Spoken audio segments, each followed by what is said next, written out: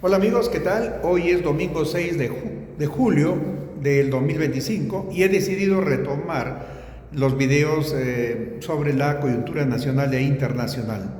Si revisamos un poco lo que ha ocurrido en las últimas semanas, en los últimos meses, desde que ascendió Donald Trump a la presidencia de los Estados Unidos, veremos que el mundo ha estado en un momento de gran vértigo de acontecimientos, ¿verdad? Tanto en el campo económico como en el campo político y también en el campo geopolítico y en el campo militar, ¿no? Sería muy largo abordar todos esos temas, por ello nos vamos a centrar estrictamente en lo económico. Pues bien, si el día de hoy nos preguntamos cuál es el fenómeno que está marcando la noticia o cuál es el fenómeno que merece, digamos, discutirse, sería la caída del dólar, ¿no? La caída del dólar. Y sobre esto quiero referirme a un hecho particular, ¿no? A un hecho personal, antes que referirme a mencionar índices, ¿no? Económicos, etc. Mi experiencia personal me dice que en el mes de febrero viajé a Egipto y tuve que hacer una parada en Europa y recuerdo que cambié los dólares que llevaba a euros en la proporción de $1.05 por €1, ¿sí? Fui a Egipto, regresé y ya encontré el tipo de cambio del dólar euro a 1.15, es decir, de 1.05 a 1.15 en un mes, ¿sí? Ahora está cerca de 1.18 y es muy posible que muy poco tiempo llegue a 1.20, ¿sí? Ahora, en este momento me encuentro en Colombia. Cuando llegué a Colombia, ¿no es cierto?, encontré que el primer tipo de cambio fue 4.100 pesos colombianos por dólar y ahora el último cambio que he hecho es de 3.950. ¿Esto qué nos dice? Nos dice que el dólar, ¿no?, ha perdido valor, está perdiendo valor, no solamente en los países del norte, ¿no? No solamente con relación al euro, con relación al yen, con relación a la libra esterlina y otras monedas, no, sino también con respecto a las monedas del sur.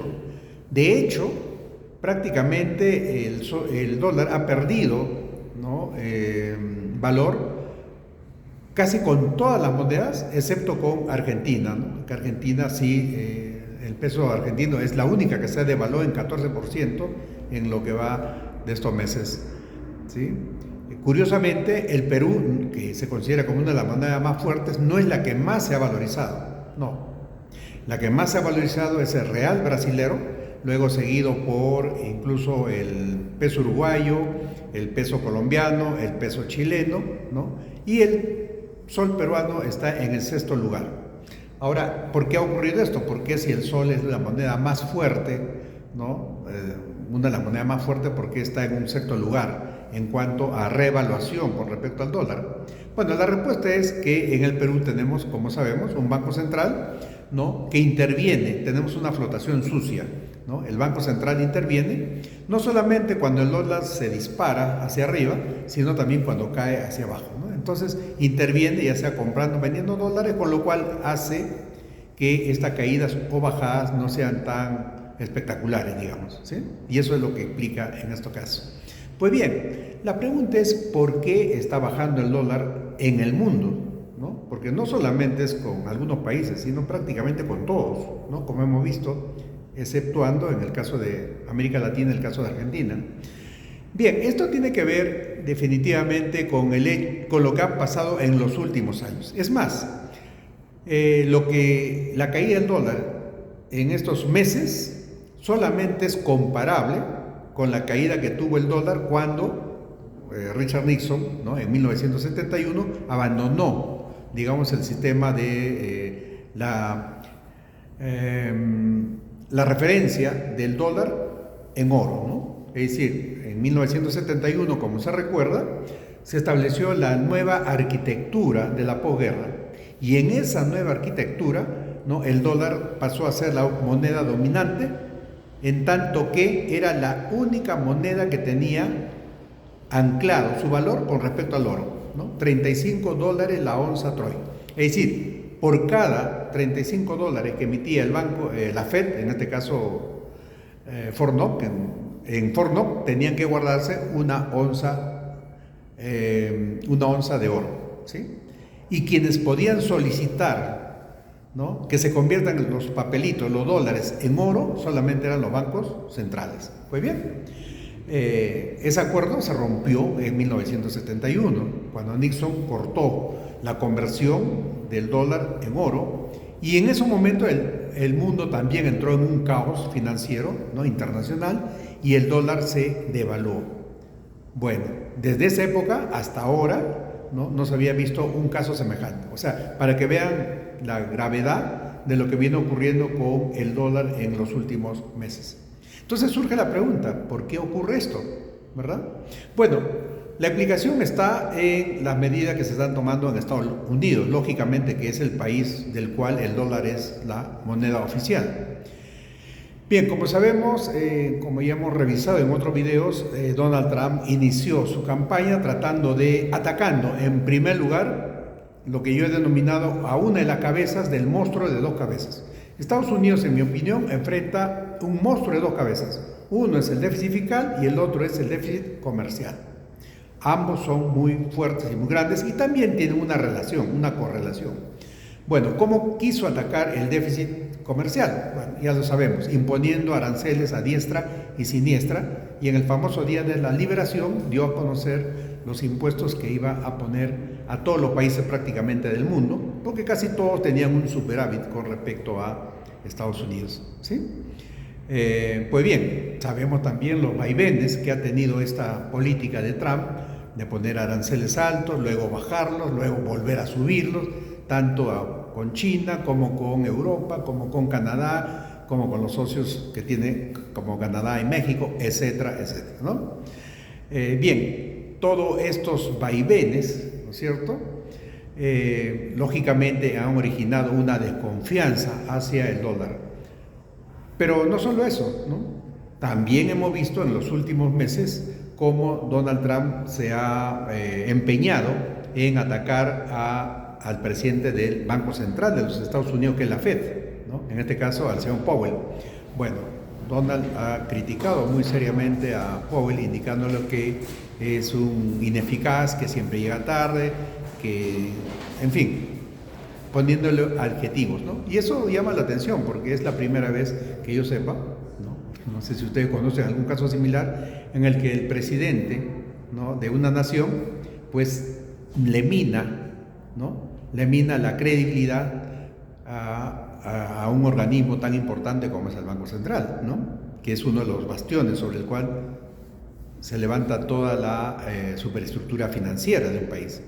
Pues bien, entonces todos estos hechos, ¿no?, incluso con la amenaza de cambiarlo, y ya se da por descontado que en el 2026, cuando ya Powell tenga que dejar el poder, pues Donald Trump posiblemente ponga a alguien que haga caso a sus demandas, ¿no es cierto?, y baje la tasa de interés, por ejemplo, con lo cual, bueno, se analizará en su momento lo que pueda pasar, ¿no?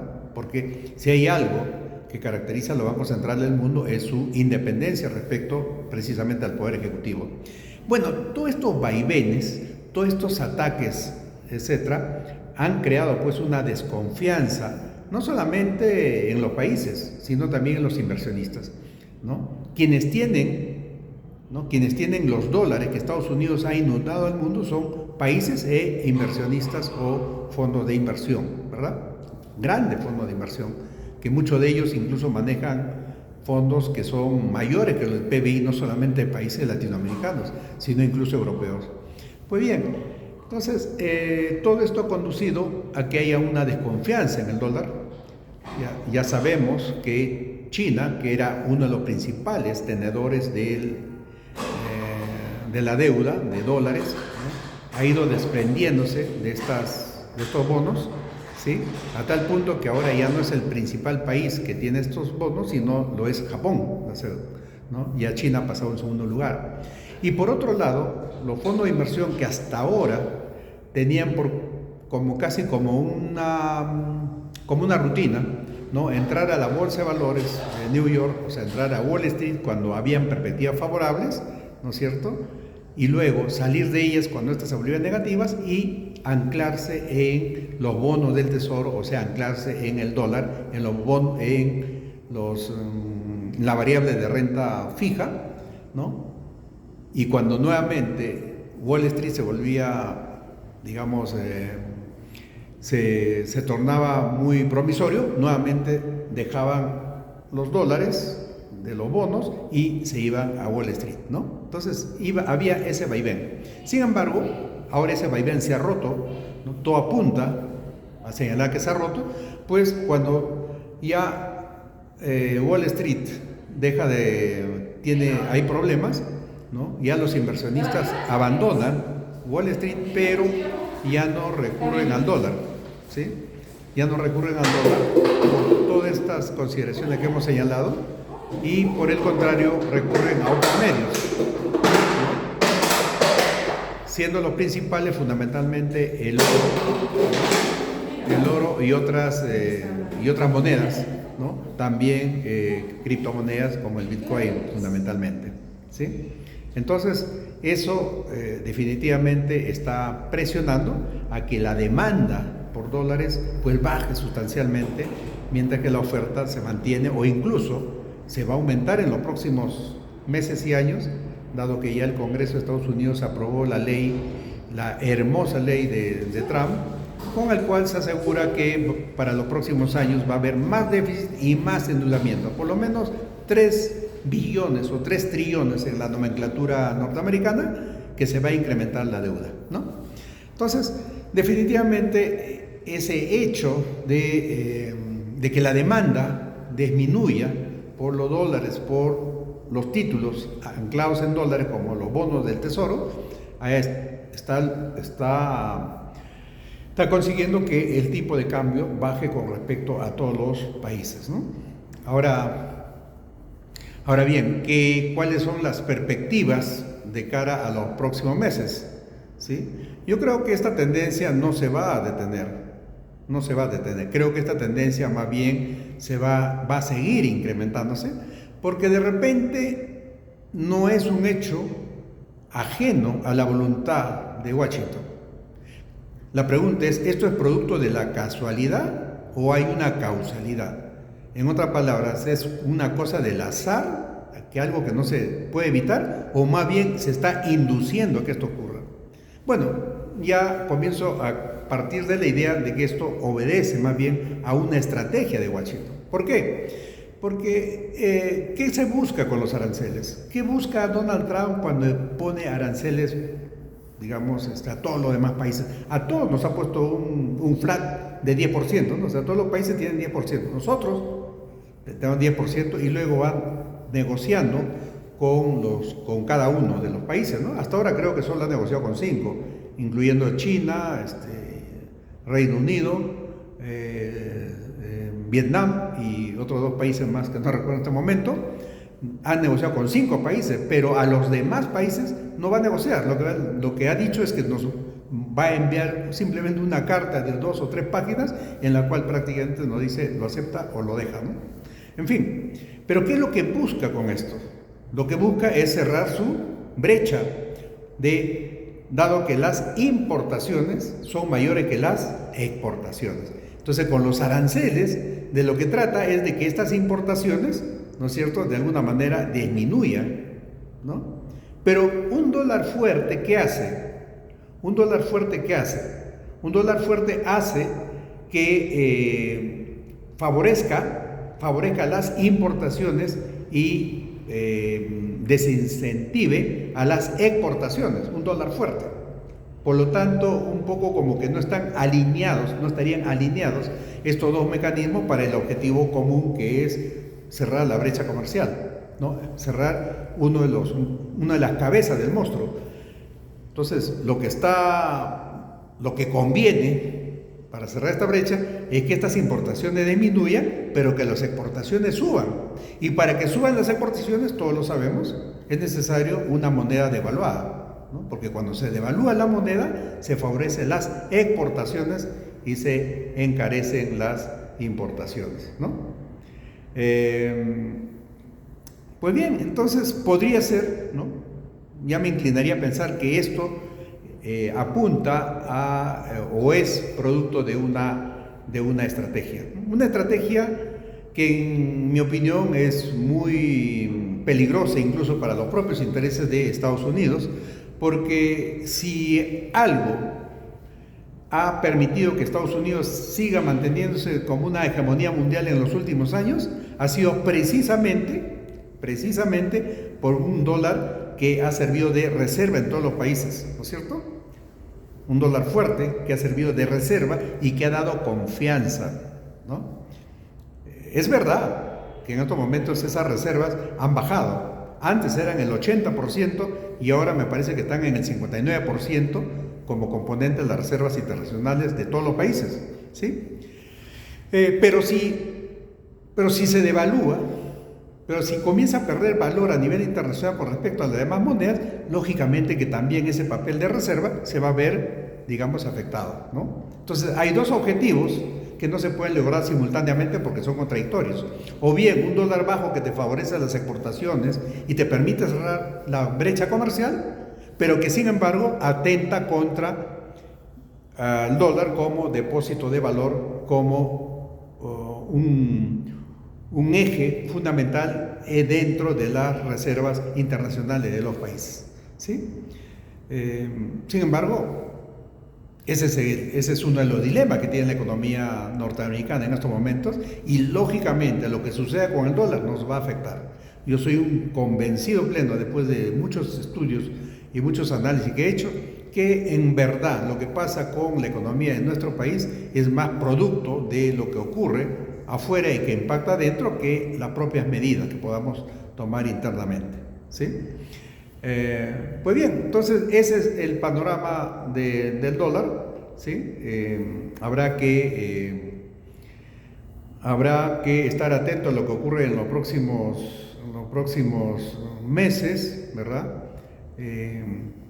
Van a haber lógicamente secuelas con la reciente ley que ha aprobado el Congreso, ¿no? La ley ómnibus, la bella y hermosa ley, como la ha bautizado Trump, y que va a permitir lograr sus propósitos, ¿no? Pero que es una ley contradictoria porque baja los impuestos, ¿no es cierto? Y va a aumentar el gasto, y lógicamente eso va a generar una mayor emisión de dólares que se va a profundizar cuando los países, cuando los grandes inversionistas ya no quieran comprar esos bonos que va a emitir Estados Unidos. ¿Y para qué va a emitir bonos Estados Unidos? Para pagar los intereses de su enorme deuda, que ya son el 130% o el 125% del PBI de Estados Unidos, ¿no? Entonces, Estados Unidos está inmerso en un carrusel en el cual tiene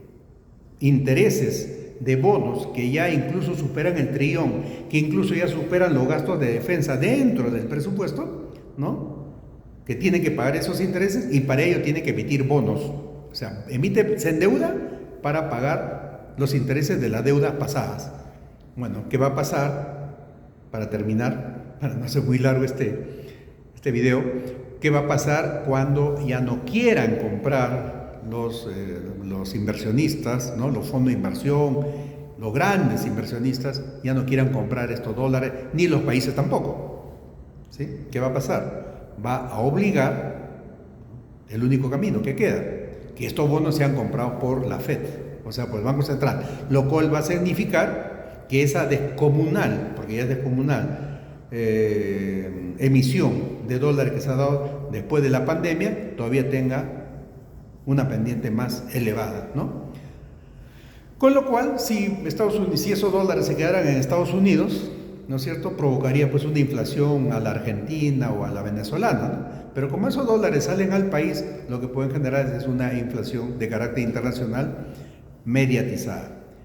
Bien, amigos, lo dejamos aquí. Este es el panorama que tenemos en el concierto internacional y que de alguna manera nos va a afectar. Hay que estar pendientes, ¿sí?, porque el tsunami financiero es posible que venga de afuera hacia nuestros países, ¿no? Y tenemos que estar. ¿Por qué tenemos que saber esto? No solamente por cultura general no, sino porque tenemos que tomar medidas de protección de nuestros recursos, de nuestros ahorros, de nuestras finanzas personales. La gran pregunta es, ¿qué va a hacer usted? ¿Qué vamos a hacer para protegernos de estos fenómenos que se puedan dar y que nos va a afectar? ¿Verdad? Nos va a afectar. Bueno, quizás sea motivo de otro video, pero desde ya adelanto que sería bueno quizás despedirse del dólar como sistema de ahorro, ¿verdad? Porque todo lo que están ahorrando en dólares vienen perdiendo, pero de lejos. No solamente que no están recibiendo intereses, sino que esos intereses no compensan la pérdida del valor. Recuerden que el dólar estuvo en 4, llegó a costar 4.11, ¿no? 4 dólares 11, ahora está en 3.56, según me parece. Entonces, imagínense. Entonces, no creo que sea recomendable que mantengan sus ahorros, el fruto de su trabajo, lo que les ha costado tener sus ahorros, tenerlos en papelitos que no tienen ningún valor y que encima se están depreciando, ¿no? Entonces yo recomendaría, ¿no?, tenerlo en otros activos que sean tangibles, como el oro, por ejemplo. Aquellos que puedan comprar un lingote de oro, pueden comprar un lingote de oro. Lamentablemente en nuestros países no venden lingotes de baja denominación, ¿no?, como sí ocurre en Europa. Pero otra salida son los bienes raíces, ¿no?, que es lo que yo estoy apostando. Pero lógicamente, cuando hablo de bienes raíces, no hablo de comprar departamentos, porque eso implica pues un financiamiento bancario, ¿no es cierto? Y por lo tanto pagar intereses, y además por montos que son muy altos, ¿no? No hay un departamento que te baje pues de los $120,000 por lo menos, ¿no? Un departamento decente, lógicamente. Entonces, lo que yo recomiendo es comprar acciones que estén respaldados por bienes raíces. Y ese es un tema que yo lo vengo haciendo, ¿sí? Y para eso no necesito ni $100,000, ni $50,000, ni siquiera $30,000. Y es más, les voy adelantando, se puede comprar, ¿no? Se puede invertir, por ejemplo, unos $14,000, ¿sí? Pero ni siquiera teniendo los $14,000, sino simplemente teniendo $1,200 de cuota inicial y el resto a plazos. O sea, comprar acciones a plazo, eso no existe, señores. En ninguna parte del mundo he visto. Y si alguien conoce que alguna empresa está vendiendo acciones de su empresa a plazos, me avisa, por favor. En la bolsa no existe, ¿no? Yo he sido inversionista en bolsa y alguna vez, ¿no?, he visto, yo no he recurrido a ese sistema, pero he visto que sí personas han querido invertir, amigos han querido invertir en la bolsa, pero como no se puede comprar a plazos, lo que han hecho es endeudarse con un banco por $10,000, $20,000 y eso meterlos en la bolsa. Pero a la bolsa le tienen que pedir un rendimiento que sea mayor que la tasa de interés del banco para poder por lo menos que las utilidades que le genere o la ganancia que le genere el trading o lo que fuere permita primero pagar al banco, ¿no es cierto?, y luego pagar a la gente de bolsa y luego recién uno tener sus ganancias. Entonces, señores, hay esa posibilidad: comprar acciones a plazo y sobre bienes raíces, convertir billetes en ladrillo o cemento, porque sea cual sea la moneda que quede vigente, siempre los bienes tangibles van a mantener el valor. Y si usted tiene recursos grandes, yo le recomendaría que compre oro, ¿no? Pero bueno, ese es otro tema y requeriría, digamos, de mayor conocimiento. No les hablo sobre el Bitcoin porque eso implica un mayor conocimiento y es un tema más sofisticado y está sujeto a los vaivenes, ¿no? Y es recomendable, ¿no?, pero primero tiene usted que entender, porque recuerde que una de las frases grandes de Warren Buffett es: invierte en lo que conoces, invierte en aquello que conoce bien, ¿no? No inviertes en aquello que no entiendes, ¿no? Porque si no entiendes, vas a estar sujeto a las múltiples estafas que hoy se dan y que con el ciberespacio, pues, lo vemos en todas las redes. Bien, amigos, no me extiendo más. Estoy en Bogotá y les mando un cordial saludo y ya nos veremos pronto en Lima para poder seguir conversando sobre estos temas de finanzas personales, finanzas nacionales y finanzas internacionales. Nos vemos. Chao.